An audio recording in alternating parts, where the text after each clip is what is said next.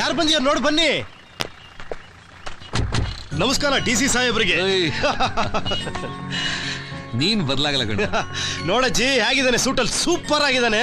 ಅಜ್ಜಿ ಏನ್ ಪುಟ್ಟ ಹಂಗ್ ನೋಡ್ತಾ ಇದೀಯಾ? ಚಿಕ್ಕಪ್ಪ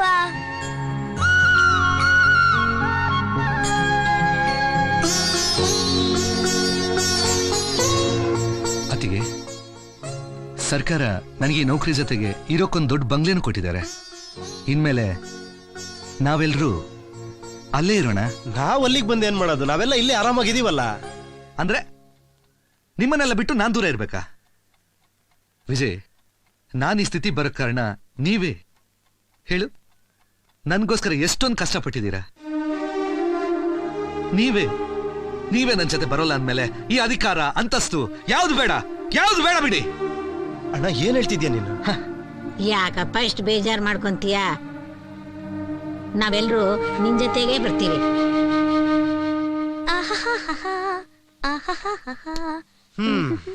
ಹಲೋ ಕನ್ಯಾ ಕುಮಾರಿ. ಹಾಯ್. ತಾವು ನಮ್ ಜೊತೆನೆ ಬರ್ತಾ ಇದ್ದೀರಾ? ಅದನ್ನೇನ್ ಕೇಳ್ತೀರಾ? ನೀವೆಲ್ಲೋ ನಾನಲ್ಲೇ. ಓಹೋ, ತಮ್ಗೆ ನಾನಿಲ್ದೆ ಊಟನೂ ಸೇರೋದಿಲ್ಲ ಅಲ್ಲ? ಹೌದು ರೀ. ಏಯ್, ಕೈ ನೋಡಂಗ್ ರಫ್ ಇದೆ, ತಟ್ಟ ಚಟ ಸೇರ್ಕೊಳ್ಬೇಕಷ್ಟೇ. ನೀನ್ ನನ್ ಜೊತೆ ಬರಂಗಿಲ್ಲ. ನೀನ್ ಇಲ್ಲಿದ್ದೀಯನಪ್ಪ. ನೋಡಿ ಅಜ್ಜಿ ಹೇಗ್ ಹೇಳ್ತಿದ್ದಾರೆ. ನಾನ್ ನಿಮ್ ಜೊತೆ ಬರೋ ಹಾಗಿಲ್ವಾ? ಇಲ್ಲೇ ಇರ್ಬೇಕಾ ಅಜ್ಜಿ? ಅವನು ಹೇಳೋದು ನಿಜಾನೇನಮ್ಮ. ದೊಡ್ಡವನ್ ತೀರೋಗಿ ಇನ್ನೂ 1 ತಿಂಗಳಾಗ್ಲಿಲ್ಲ.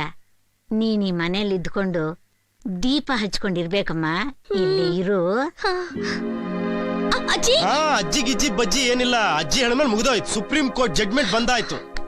ನೀನು ಬಾಯ್ ಮುಚ್ಕೊಂಡು ಇಲ್ಲಿದ್ದು ಮನೆ ದೀಪ ಆರ್ದ್ರಂಗ್ ನೋಡ್ಕೊಂಡಿರು. ಅರ್ಥ ಆಯ್ತಾ? ಬಾಯ್ ಅಂದ್ರೇನ್ ಗೊತ್ತಲ್ಲ? Watch women, watch dog. Bye. Take your seat old women. ಹೌದ್ ಪುಟ್ಟ, ಇನ್ಮೇಲೆ ನಾವೆಲ್ಲರೂ ಇಲ್ಲೇ ಇರೋದು. ಇದು ನಮ್ಮನೇನೆ. ಅಲ್ಲಿರುವುದು ನಮ್ಮನೆ, ಇಲ್ಲಿರುವುದು ಸುಮ್ಮನೆ. ಏಯ್, ನೀನ್ ಚೇಂಜ್ ಆಗಲ್ಲ ಕಣೋ. ಅಜ್ಜಿ ನೀನೇ ಕರೆಕ್ಟ್ ಇವರಿಗೆ. ಚೆನ್ನಾಗಿದೆ. ಆಟ ಆಡೋಣವಾ? ಇನ್ನು ಓಲ್ಡ್ ಮ್ಯಾನ್ ಫೋಟೋ ಎಲ್ಲ ಕಣ. ಪುಟ್ಟ ಹುಷಾರು. ಇಲ್ಲಿ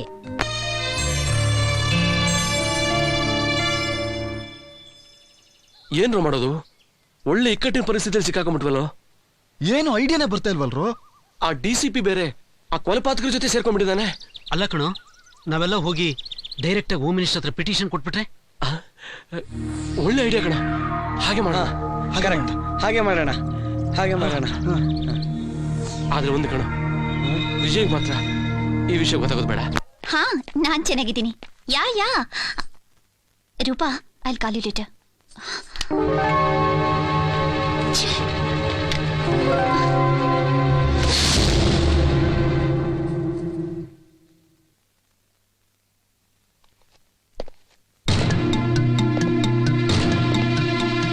ಈ ಫೋಟೋನ್ ಬಿಸಾಕಿದ್ದ ಕಾರಣ ಏನು ಅಂತ ಕೇಳ್ಬೋದಾ? ಮನೆ ಅಂದವಾಗಿರ್ಲಿ ಅಂತ. ಅಂದವಾಗಿರ್ಬೇಕಾದ್ದು ಮನೆ ಅಲ್ಲ, ಮುಖನೂ ಅಲ್ಲ, ಮನಸ್ಸು. ನೋಡಿ, ನಿಮಗೆ ನನ್ನ ಬಗ್ಗೆ ಇನ್ನೂ ಏನೂ ಗೊತ್ತಿಲ್ಲ.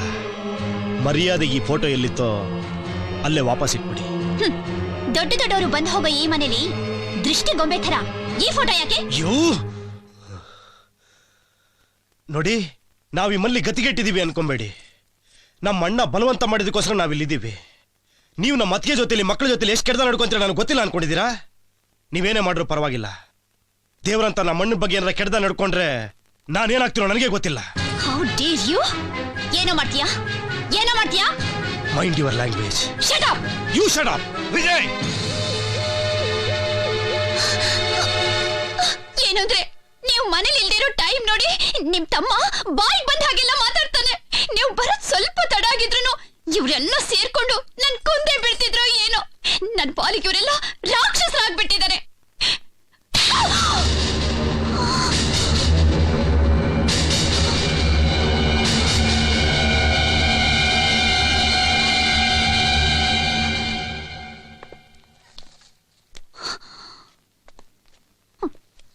ಏಯ್, ನೀ ನನ್ನ ಹೆಂಡತಿ ಮಾತ್ರ.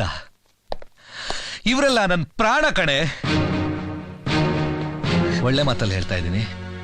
ಮರ್ಯಾದೆಯಾಗಿದೆ, ಎಲ್ಲಿಟ್ಟಿತ್ತು ಅಲ್ಲೇ ತಗೊಂಡೋಗಿಡು. ಇಲ್ದಿದ್ರೆ ವಿಜಯ್ ಹೇಳಿದ ಕೆಲಸನ ನಾನ್ ಮಾಡ್ಬೇಕಾಗತ್ತೆ. ಏನೇ ನೋಡ್ತಾ ಇದೀಯಾ? ಹಾ?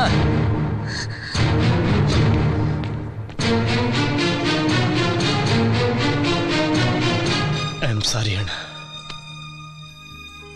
ನನ್ನ ಹೆಂಡತಿ ಮಾಡಿದ ತಪ್ಪಿಗೆ ನಾನು ಕ್ಷಮೆ ಕೇಳ್ತಿದ್ದೀನಿ. ಸರ್, ಒಬ್ಬ ಕೈದಿ ಸೆಂಟ್ರಲ್ ಜೈಲಲ್ಲಿ ಜೀವಾವಧಿ ಶಿಕ್ಷೆ ಅನುಭವಿಸ್ತಾ ಇದ್ದಾನೆ.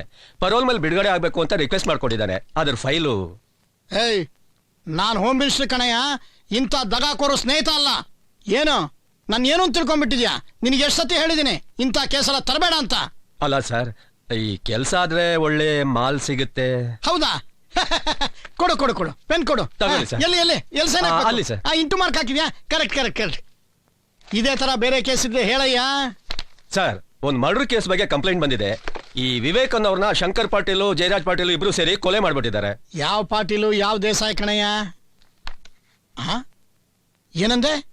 ಶಂಕರ್ ಪಾಟೀಲು ಜಯರಾಜ್ ಪಾಟೀಲ? ಕೊಡು ಕೊಡು, ಫೈಲ್ ಕೊಡು, ಬೇಗ ಕೊಡಯ್ಯ.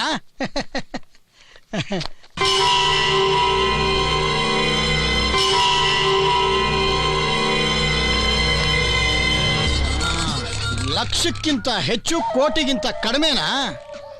ಇವಾಗ ತೋರಿಸ್ತೀನಿ ಯಾರಿಗಿಂತ ಯಾರು ಹೆಚ್ಚು, ಯಾರಿಗಿಂತ ಯಾರು ಕಡಿಮೆ ಅಂತ. ರೀ, ಏನ್ರಿ? ನಿಮ್ಗೊಂದು ವಿಷಯ ಗೊತ್ತಾ? ನಿನ್ ನಾಣೆಗೂ ಗೊತ್ತಿಲ್ಲ. ನಿಮ್ ತಮ್ಮ ಹ್ಮ್ ಟ್ಯಾಕ್ಸಿ ಓಡಿಸ್ಬೇಕು ಅಂತಿದ್ದಾನಂತೆ. ಅದ್ರಲ್ಲಿ ತಪ್ಪೇನಿದೆ? ಏನ್ರಿ ನೀವು ಟಿಸಿ, ನಿಮ್ ತಮ್ಮ ಟ್ಯಾಕ್ಸಿ ಡ್ರೈವರ್ ಅಂದ್ರೆ ನಿಮ್ಗೆ ಅವಮಾನ ಅಲ್ವಾ? ಅವಮಾನನ? ನಾನ್ DC ಆಗ್ಬೇಕು ಅಂತ ನನ್ನ ತಮ್ಮ ಯಾರೋ ಮಾಡಿದ ಆಕ್ಸಿಡೆಂಟ್ನ ಅವನ ಮೇಲೆ ಹಾಕೊಂಡು ಜೈಲ್ ಸೇರ್ಕೊಂಡು ಶಿಕ್ಷೆ ಅನುಭವಿಸ್ದ. ಆಗ ನನಗೆ ಯಾವ ಅವಮಾನನೂ ಆಗಿಲ್ಲ. ಈಗ ಅವನ್ ಸ್ವಂತ ಶಕ್ತಿಯಲ್ಲಿ ಟ್ಯಾಕ್ಸಿ ಓಡಿಸ್ಕೊಂಡು ಬದುಕ್ತಾನಂದ್ರೆ ನನಗೆ ಯಾಕೆ ಅವಮಾನ ಆಗ್ಬೇಕು? Look Maneka, I am really proud of my brother. Understand? ಅವ್ರು ಯಾರು ಗೊತ್ತಾಯ್ತೇನಪ್ಪ? ಅನ್ಎಕ್ಸ್ಪೆಕ್ಟೆಡ್ ಘಟನೆಗಳೆಲ್ಲ ನಡಿ. ಅದೇ ನಮ್ ಗಣೇಶನ್ ತಗೊಂಡು ಹೋಗಿ ನೀರಿಗೆ ಹಾಕ್ತವನು. ಅವನೇ ಕಣು. ನಾವು ಬಿಡೋಲ್ಲ, ಬಿಡೋಲ್ಲ ಅಂದ್ರೆ ಬಿಡೋಲ್ಲ. ಓಹೋ, ಟೆನ್ಷನ್ನ ನಾನು ಮತ್ತೆ ಗಣೇಶನ್ ತೊಗೊಂಡು ನೀರಿಗೆ ಹಾಕ್ತೀನಿ ಅಂತ. ಎಲ್ಲರೂ ಗಣೇಶನ್ ನೀರಿಗೆ ತಾನೇ ಹಾಕೋದು. ನಾನು ಹಾಕಿದ್ರೆ ಮಾತ್ರ ಯಾಕೆ ಇಶ್ಯೂ ಮಾಡ್ತೀರಾ? ನಿಮ್ಗೊಂದು ವಿಷಯ ಹೇಳ, ಮನುಷ್ಯನಿಗೆ ಜೀವನದಲ್ಲಿ 3 ಸ್ಟೇಜ್ಗಳು, 3 ಘಟ್ಟಗಳು ಬರುತ್ತೆ. ಅದ್ರಲ್ಲಿ ಮೊದಲನೇ ಸ್ಟೇಜಲ್ಲಿ ಮನುಷ್ಯ ಹೇಗೆ ಯೋಚನೆ ಮಾಡ್ತಾನೆ? ಈ ಪ್ರಪಂಚದಲ್ಲಿ ನಾನು ಒಬ್ಬನೇ ಕರೆಕ್ಟು, ಬೇರೆ ಎಲ್ಲ ಸರಿ ಇಲ್ಲ ಅಂತ ಯೋಚನೆ ಮಾಡ್ತಾನೆ. ಸ್ವಲ್ಪ ಮೆಚುರಿಟಿ ಬುದ್ಧಿವಂತಿಕೆ ಬರ್ತಿದ್ದ ಹೇಗೆ ಯೋಚನೆ ಮಾಡ್ತಾನೆ? ನನ್ನಲ್ಲಿ ಏನೋ ತಪ್ಪಿದೆ, ಈ ಪ್ರಪಂಚ ಎಲ್ಲ ಕರೆಕ್ಟ್ ಆಗಿದೆ ಅಂತ ಯೋಚನೆ ಮಾಡ್ತಾನೆ. ಇನ್ನೂ ಸ್ವಲ್ಪ ಮೆಚುರಿಟಿ ಬುದ್ಧಿವಂತಿಕೆ ಬಂದ್ರೆ ಹೇಗೆ ಯೋಚನೆ ಮಾಡ್ತಾನೆ ಗೊತ್ತಾ? ಈ ಪ್ರಪಂಚ ಎಲ್ಲ ಕರೆಕ್ಟ್ ಆಗಿದೆ, ನಾನು ಕರೆಕ್ಟ್ ಆಗಿದ್ದೀನಿ, ಎಲ್ಲ ಸರಿಯಾಗಿ ನಡ್ಕೊಂಡು ಹೋಗ್ತಿದೆ ಅಂತ ಯೋಚನೆ ಮಾಡ್ತಾನೆ. ಅರ್ಥ ಆಯ್ತಾ? ನಿಮ್ಗೆ ಯಾರಿಗಾರ ಅರ್ಥ ಆಯ್ತಾ? ಏನೂ ಅರ್ಥ ಆಗ್ಲಿಲ್ಲ. ನನಗೆ ಇನ್ನೂ ಅರ್ಥ ಆಗಿಲ್ಲ. ಜಾಗ ಬಿಡಿ. ನಮಸ್ಕಾರ ಗಣೇಶ. ನಮ್ಗೆ ಯಾರಿಗೂ ಅರ್ಥ ಆಗಿರೋ ವಿಷಯಗಳೆಲ್ಲ ನಿನ್ಗೆ ಅರ್ಥ ಆಗಿದೆ ಅನ್ಕೊಂಡಿದ್ದೀನಿ. ದಯವಿಟ್ಟು ನನ್ನ ನಿನ್ನ ತಮ್ಮ ಸುಬ್ರಹ್ಮಣ್ಯ ಅನ್ಕೊಂಡು ಹೊಸದಾಗಿ ಒಂದು ಗಾಡಿ ತೊಗೊಂಡಿದ್ದೀನಿ. ಆ ಗಾಡಿನ ಚೆನ್ನಾಗಿ ಓಡಿಸು, ಜೀವನದ ಗಾಡಿನೂ ಚೆನ್ನಾಗಿ ಓಡಿಸು. ನೀ ತಣ್ಣಗಿರೋ ಹಾಗೆ ನಮ್ಮನ್ನು ತಣ್ಣಗಿಡು. ಈ ಪ್ರಪಂಚದವರು ಎಲ್ಲಾರನ್ನೂ ಚೆನ್ನಾಗಿ ನೋಡ್ಕೊ. ಸಾಗರ್ ಅನ್ನೋರು ನೀವೇನಾ? ಹೌದು. ನೀವು? ನಾನು ಹೋಮ್ ಮಿನಿಸ್ಟರ್ ಕಡೆಯವನು. ವಿವೇಕ್ ಕೊಲೆ ಕೇಸಿನ ಬಗ್ಗೆ ಸಾಕ್ಷ್ಯಾಧಾರಗಳನ್ನು ಕಳಿಸಿದವರು ನೀವೇ ತಾನೆ? ಹೌದು, ನಾನೇ. ಸರಿ, ಬೆಳಿಗ್ಗೆ 10 ಗಂಟೆಗೆ ಈ ಅಡ್ರೆಸ್ಗೆ ಎಲ್ಲಾ ಸಾಕ್ಷ್ಯಾಧಾರಗಳನ್ನು ತಗೊಂಡು ಬನ್ನಿ. Okay sir, thank you. ಖಂಡಿತ ಬರ್ತೀವಿ ಸರ್.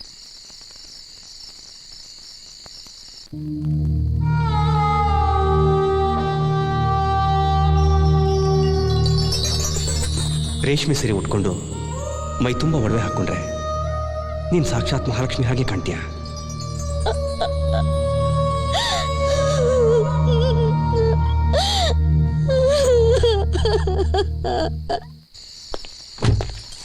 ಅಪ್ಪ, ನೀವು ಹೊರಡಿ, ನಾನು ಹೋಗ್ತೀನಿ. ಏನಮ್ಮ, ಇಲ್ಲಿವರೆಗೂ ನಾನು ಬಂದು ಅಳೇಂದ್ರನ ನೋಡದೆ ಹೋದ್ರೆ ಅವ್ರು ಕೋಪ ಮಾಡ್ಕೊಳ್ಳೋದಿಲ್ವಾ? ಮಾತಾಡ್ಸ್ಕೊಂಡು ಹೋಗ್ತೀನಿ ಬಾ.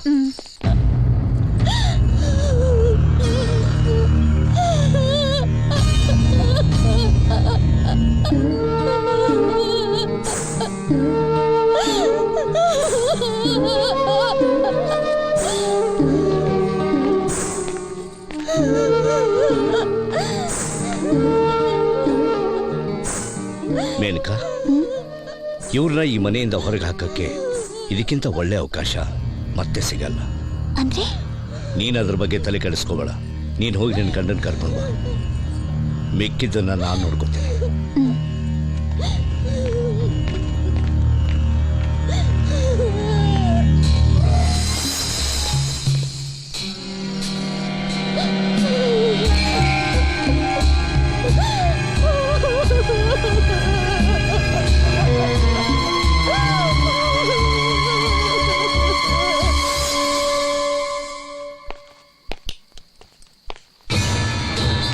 ಏಯ್ ಯಾರೋ ನೀನು ನಿಂತ್ಕೊಳ್ಳೋ.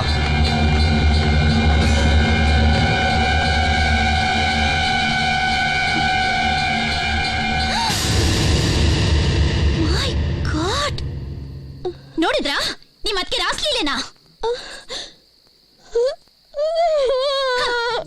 ಗಂಡ ಬದುಕಿರುವಾಗ ಮಾತ್ರ ಹೆಣ್ಣಿಗೆ ಹಣೆ ಕುಂಕುಮ ಇಟ್ಕೊಳ್ಳೋ ಭಾಗ್ಯ ಅಂತ ನನಗ್ ಗೊತ್ತು.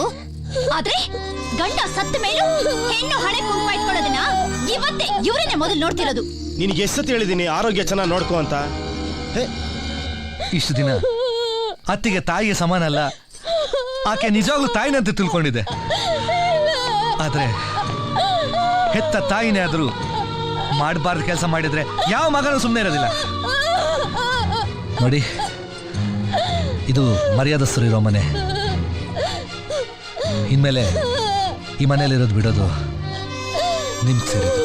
ಹ್ಯಾಟ್ಸ್ ಆಫ್ ಡಿ ಸಿ ಸಾಹೇಬ್ರೆ, ಹ್ಯಾಟ್ಸ್ ಆಫ್. ದೊಡ್ಡ ಜಡ್ಜ್ ಸ್ಥಾನದಲ್ಲಿ ಕೂತ್ಕೊಂಡು ತಡಾರಂತ ಜಡ್ಜ್ಮೆಂಟ್ ಕೊಡಕ್ ಮುಂಚೆ ಒಬ್ಬ ಸಾಮಾನ್ಯ ಮನುಷ್ಯನಾಗಿ ಯೋಚನೆ ಮಾಡಿ ನೋಡಿ. ಯಾರವ್ರು? ಅವ್ರು ನಮ್ಮ ಮನೆಗೆ ಸೊಸೆಯಾಗಿ ಬಂದವರಲ್ಲ, ನಮ್ಮ ತಾಯಿಯಾಗಿ ಬಂದವರು, ನಮ್ಮನ್ನ ತಾಯಿಗಿಂತ ಚೆನ್ನಾಗಿ ನೋಡ್ಕೊಂಡವ್ರು. ಅಂತವ್ರು ಇಂಥ ಕೆಲಸ ಮಾಡ್ತಾರ ಅಂತ ನಿಮ್ಮನ್ನ ನೀವೇ ಕೇಳ್ಕೊಂಡು ನೋಡಿ. ಅಂದ್ರೆ ನಾನು ಹೇಳ್ತಾ ಇರೋ ಸುಳ್ಳ? ಅವ್ರು ಇಟ್ಟಿರೋ ಕುಂಕುಮ ನಿಜ ಅಲ್ವಾ? ಹುಟ್ಟಿರೋ ರೇಷ್ಮೆ ಸೀರೆ ನಿಜ ಅಲ್ವಾ? ನನ್ನ ಕಣ್ ಮುಂದೆ ಆ ವ್ಯಕ್ತಿ ಅರೆ ಬತ್ಲೆಯಾಗಿ ಓಡೋಗಿದ್ದು ಅದು ನಿಜ ಅಲ್ವಾ? ಎಲ್ಲ ನಿಜಾನೇ, ನನ್ ಕಡೆಗೂ ಕಾಣಿಸ್ತಾ ಇದೆ. ಆದ್ರೆ ನೀ ತಿಳ್ಕೊತಿದ್ಯಲ್ಲ, ಆ ನೀಚ್ ಕೆಲಸ ನಿಜ ಅಲ್ಲ. ಅಣ್ಣ ಇವತ್ತು ದೊಡ್ಡಣ್ಣನ ಹುಟ್ಟಿದ ದಿನ, ಅದಕ್ಕೆ ಸಾಕ್ ಸುಮ್ನಿರ. ನಾನ್ ನೋಡಿದ ನಿಜ ಅನ್ನೋಕೆ ಅಗ್ನಿ ಪರೀಕ್ಷೆ ಮಾಡ್ಬೇಕಾ? ಆ ಸೀತಾ ಮಾತೆ ಬಗ್ಗೆ ಅನುಮಾನ ಪಟ್ಟಿದ್ದು ರಾಮ, ಲಕ್ಷ್ಮಣ ಅಲ್ಲ.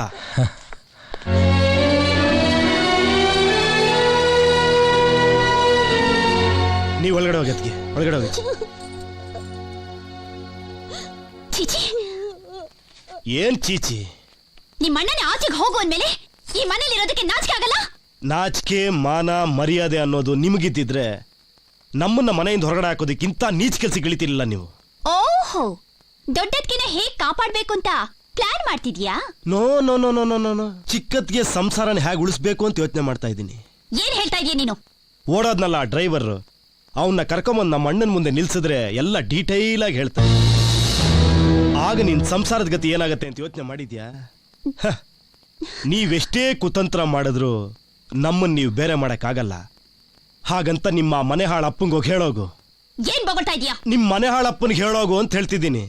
ಅವ್ರಪ್ಪ ಬದುಕಿದ್ರೆ ಅವ್ರಪ್ಪನ ಹತ್ರನೂ ಹೇಳೋಗ. ಹಂಗೆ ಎಷ್ಟು ಕೊಬ್ಬು ನಿನ್ಗೆ! ನಿನ್ನಂಥವ್ರಿಗೆ ದುರಹಂಕಾರ ತುಂಬಿರೋದ್ರಿಂದನೇ ನಿನ್ನ ದೊಡ್ಡಣ್ಣನ ನಡು ರಸ್ತೆನಲ್ಲಿ ಕೊಚ್ಚ ಹಾಕಿದ್ದು.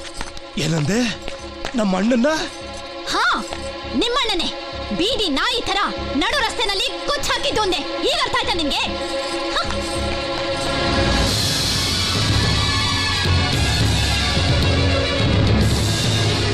ವಿಜಯ್, ದೊಡ್ಡಣ್ಣ ಏನಿಲ್ಲ ವಿಜಯ್, ಅಣ್ಣನ ಸಾವಿನ ದುಃಖನ ನಿಮ್ ಕೈಲಿ ಬರೆಯಕ್ಕಾಗ್ತಿಲ್ಲ ಅಷ್ಟೇ. ಅಲ್ವಲ್ವ? ಹಾಗಲ್ಲ ವಿಜಯ್, ಅದು ನಾನು ನೀ ಸುಮ್ಮನೆ ಬಾ ವಿಜಯ್, ಬಾ ವಿಜಯ್.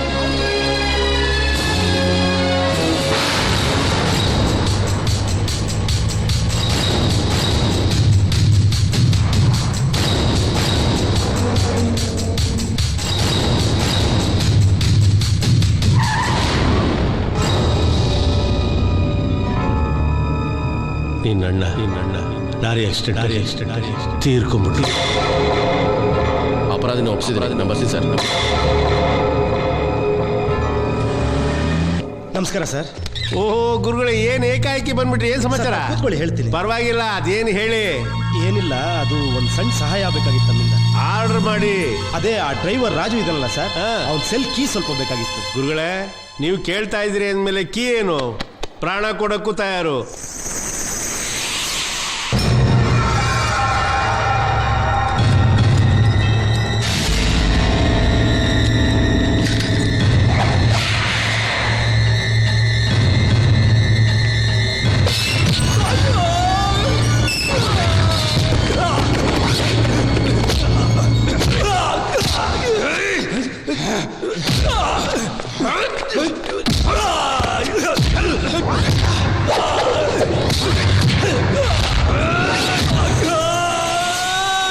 Good morning sir.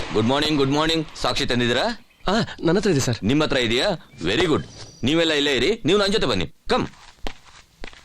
ಈ ಫೋಟೋಗಳನ್ನ ನೀನೇ ತಾನೇ ತೆಗೆದಿದ್ದು? ಹೌದು ಸರ್. ಬಹಳ ಅಂದವಾಗಿದೆ ಬಿಡು. ತುಂಬಾ ಚೆನ್ನಾಗಿ ತೆಗ್ದಿದೀಯಾ. Thank you sir. ನಮಗೆ ನಂಬಕ್ಕೆ ಆಗಲಿಲ್ಲ ಸರ್, ನೀವಿಷ್ಟು ಬೇಗ ನಮಗೆ ಸಹಾಯ ಮಾಡ್ತೀರಂತ. ಸಹಾಯ ಮಾಡೋದು ಸಾಯಿಸೋದು ಅಂದ್ರೆ ಈ ಶಂಕರ್ ಪಾಟೀಲ್ಗೆ ಭಾರಿ ಸಲೀಸ್ ನೋಡು.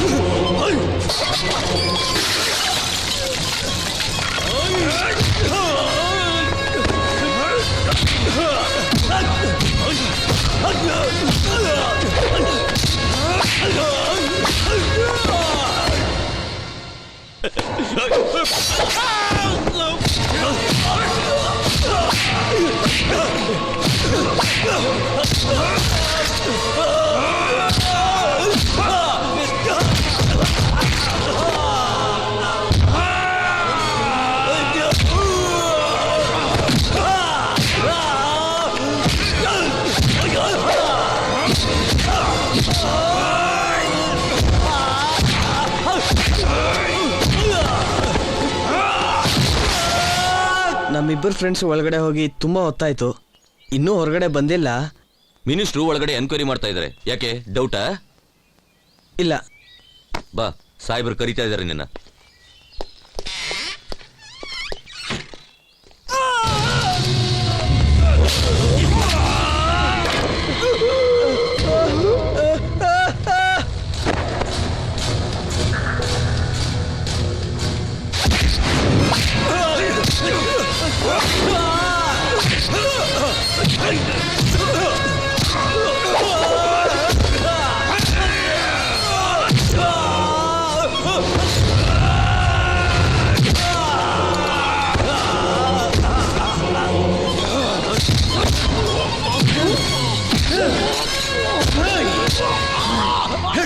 ಯಾರು ಮಾಡಿದ್ದು ಹೇಳು.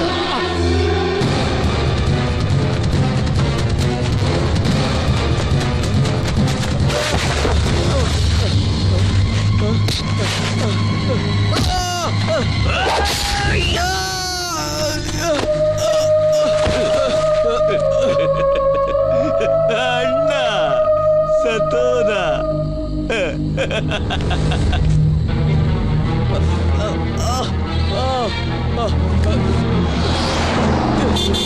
Stop stop kabaddi stop.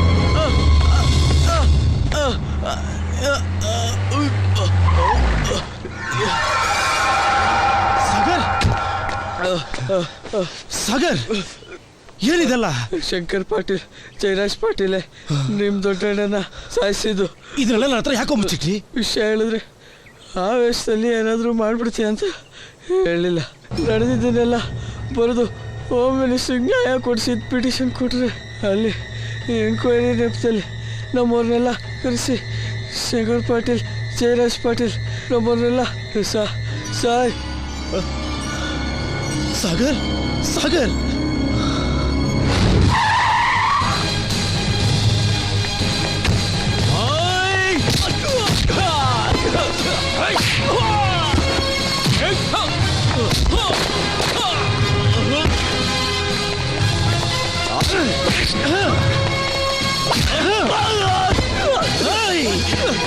ಎಲ್ಲಿ ಎಲ್ಲ ಶಂಕರ್ ಪಾಟೀಲ್? DCP ನೋಡಕ್ಕೆ ಪೊಲೀಸ್ ಸ್ಟೇಷನ್ ಹೋಗಿದ್ದಾರೆ. ಗೌಡ್ರ, ವಿಜನ್ ಫ್ರೆಂಡ್ಸ್ನ 4 ಜನನು ಯಾರೋ ಕೊಲೆ ಮಾಡ್ಯಾರ. ಆ ಕೊಲೆ ನಡೆದಾಗ ನಮ್ಮ ಕಾರ್ ಕಳ್ತನಾಗೈತಿ ಅಂತ ಕಂಪ್ಲೇಂಟ್ ಕೊಡಕ್ಕೆ ಪೊಲೀಸ್ ಸ್ಟೇಷನ್ ಬಂದಿದ್ವಿ ಅಂತ ಒಂದು FIR ಹಾಕ್ರಿ. Okay sir.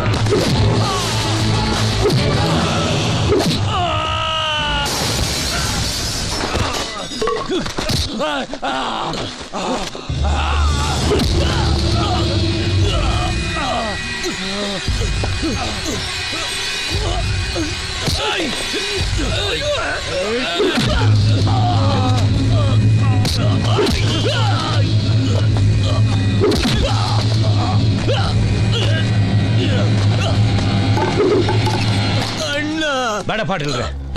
ಯಾಕೆ ಅವ್ನು ನಿನ್ ಸಂಬಂಧಿ ಅಂತನಾ? ಇಲ್ಲ, ಕಾನೂನು ಅನ್ನೋದು ಒಂದು ದೊಡ್ಡ ಆಯುಧ.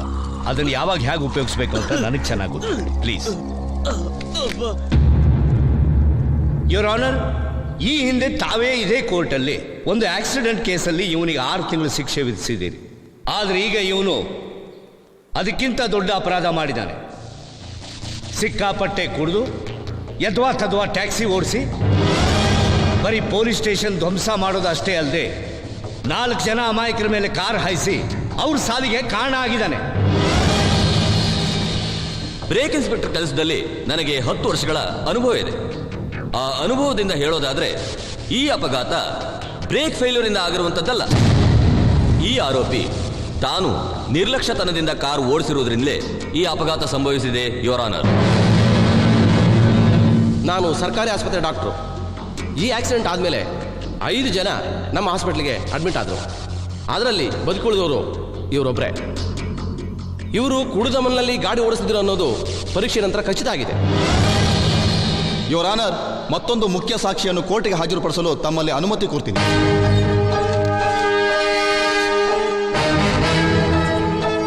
ಈ ಫೋಟೋಗಳು ನೋಡಿದ ನಂತರ ಏನು ಹೇಳಬೇಕು ಅಂತಿದ್ದೀರಾ ಹೇಳಿ.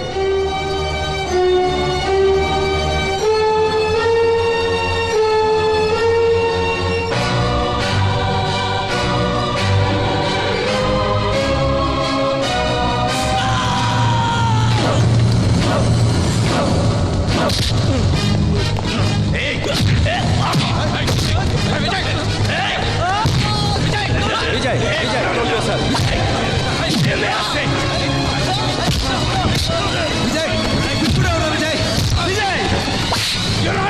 This is contempt of court. ನೋಡಿ ನೋಡಿ, ಒಬ್ಬ ಡ್ಯೂಟಿ ಮೇಲೆ ಇರೋ ಪೊಲೀಸ್ ಆಫೀಸರ್ ಮೇಲೆ ಕೈ ಮಾಡ್ತಾ ಇದ್ದಾನೆ ಇವನು.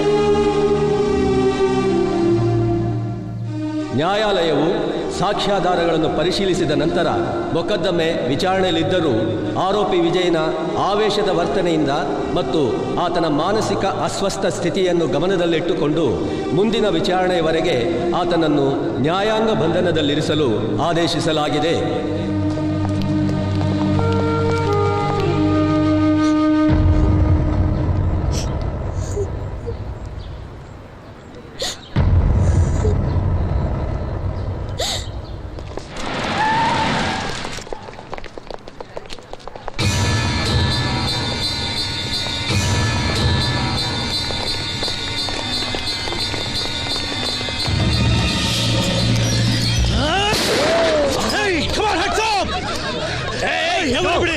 ಯಾರ ಮೂವ್ ಮಾಡಿ ಶೂಟ್ ಮಾಡ್ಬಿಡ್ತೀನಿ.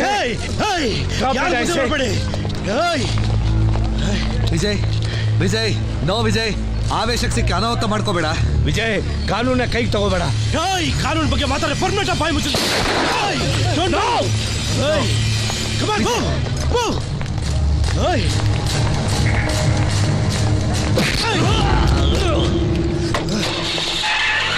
ಹಿಡೀರೋ ಅವನ್ನ.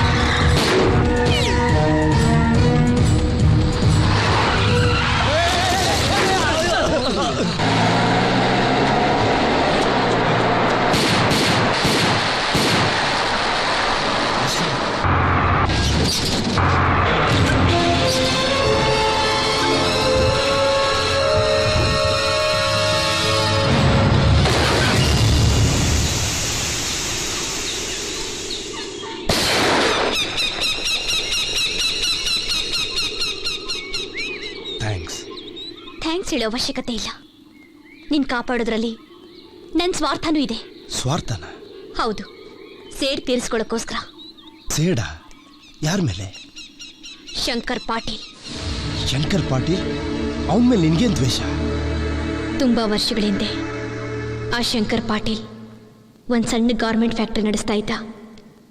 ಅಲ್ಲಿ ಕೆಲಸ ಮಾಡ್ತಿದ್ದ ಒಂದು ಅಮಾಯಕ ಹುಡುಗಿ ಮೇಲೆ ಅವನು ಕಣ್ಬಿತ್ತು. ಅವಳ ಜೊತೆ ಪ್ರೀತಿ ನಾಟಕ ಆಡಿ ಅವಳನ್ನ ತನ್ನ ಬಲೆಗೆ ಬೀಳಿಸ್ಕೊಂಡ. ಅವನಿಗೊಂದು ಹೆಣ್ಮಗುನೂ ಆಯಿತು. 6 ವರ್ಷದ ಹೆಣ್ಮಗಳು ಇದ್ರೂ ಕೂಡ ತಾಯಿ ಮಗಳಿಗೆ ಮೋಸ ಮಾಡಿ ಇನ್ನೊಂದು ಮದುವೆ ಆಗೋದಕ್ಕೆ ಪ್ರಯತ್ನ ಪಟ್ಟಾಗ ಆ ಮುಗ್ಧ ಹೆಣ್ಣು ಕಾರಣ ಕೇಳಿದ್ದಕ್ಕೆ ಕಾರ್ ಹಚ್ಚಿ ಸಾಯಿಸ್ಬಿಟ್ಟ. ಆ ದುರದೃಷ್ಟ ತಾಯಿ ಮಗಳೇ ನಾನು. ಸೇಡಿನ ಬೆಂಕಿ ನನ್ನನ್ನು ಇವತ್ತಿನವರೆಗೂ ಬದುಕಿಸಿದೆ. ಒಂದು ದಿನ ನೀನು ನನ್ನ ಕಣ್ಣಿಗೆ ಬಿದ್ದೆ. ನನಗನ್ನಿಸ್ತು ನಿನ್ನ ಸಹಾಯ ಸಿಕ್ಕಿದ್ರೆ ನಾನು ಸೇಡನ್ನು ತೀರಿಸ್ಕೋಬೋದು ಅಂತ. ಆಮೇಲೆ ನಾನು ನಿನ್ನ ಹಿಂದೆ ಬಿದ್ದೆ. ನಿನ್ಗೆ ಹತ್ರ ಆಗೋಕೆ ಪ್ರೀತಿ ನಾಟಕ ಆಡಿದೆ. ಆದರೆ ನಾಟಕ ಆಡ್ತಾ ಆಡ್ತಾ ಆ ಪ್ರೀತಿ ನಿಜ ಆಗೋಯ್ತು. ನಾನು ನಿನ್ನನ್ನು ನಿಜವಾಗ್ಲೂ ಪ್ರೀತಿಸೋಕೆ ಶುರು ಮಾಡಿದೆ. ನಿಜವಾಗ್ಲೂ